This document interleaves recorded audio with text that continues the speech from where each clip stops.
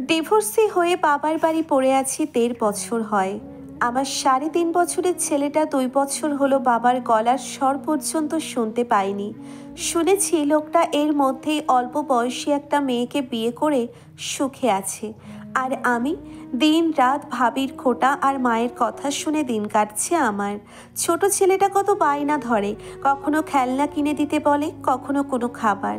আমি হতভাগা মা কিছু দিতে পারি না আমার সন্তানকে। না, ওর বাবা কোনো দায়িত্ব নেয়নি ছেলের। প্রেম করে পালিয়ে গিয়ে বিয়ে করেছিলাম বলে আমার পরিবারের লোকজনও তার বিরুদ্ধে কোনো ব্যবস্থা নেয়নি। আমার উপরে রাগ বোরহানের উপর ছাড়ে তারা। এমনকি আমার ভাবি ও মা প্রায় বলে আমার ছেলেকে তার বাবার কাছে পাঠিয়ে দিতে। কিন্তু কিভাবে পাঠাবো আমি, যেখানে একটা কল পর্যন্ত করে না সে, সেখানে আমার ছেলেকে কত আদরে রাখবে সেটা ভালোই অনুমান করা যায়। আমি বেঁচে থাকতে আমার ছেলে সৎ মায়ের অত্যাচার সহ্য করবে, তাও এতটুকু বয়সে, সেটা আমি কি করে মেনে নিব? রাবেয়া, এই রাবেয়া, তোর ছেলেকে নিয়ে যা তো। সব কিছু এলোমেলো করে দিল ছেলেটা। ওই যে ভাবি ডাকছে, নিজের বাড়ি অথচ পরের বাড়ির মেয়েও কত কিছু বলে।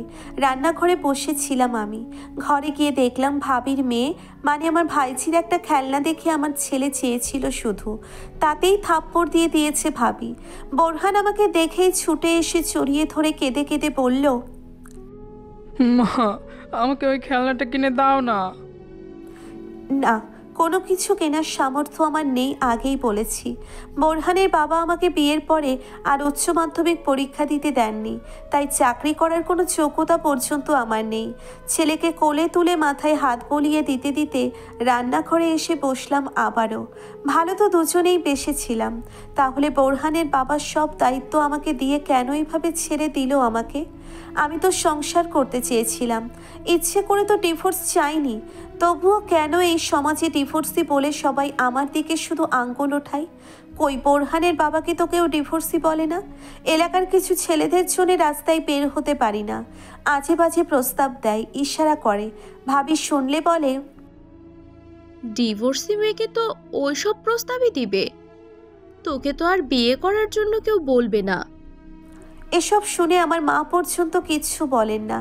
তখন খুব কষ্ট হয়, অথচ তারা নিজেরাই তো নারী। একজন নারী হয়ে অন্য নারীকে কিভাবে হেয় করে তারা। আমার মাঝে মধ্যে মনে হয় মেয়েরাই মেয়েদের বড় শত্রু।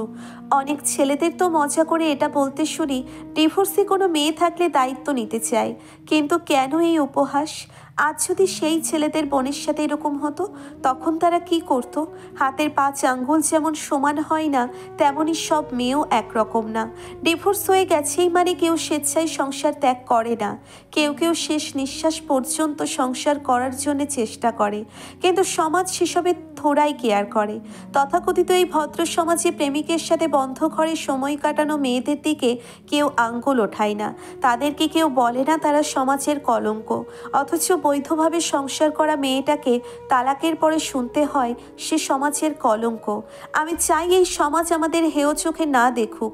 পুরুষরা আমাদের নিয়ে উপহাস না করে যোগ্য সম্মানটুকু দিক। আমরাও মানুষ, আমাদেরও সম্মান আছে, দুঃখ আছে, কষ্ট আছে।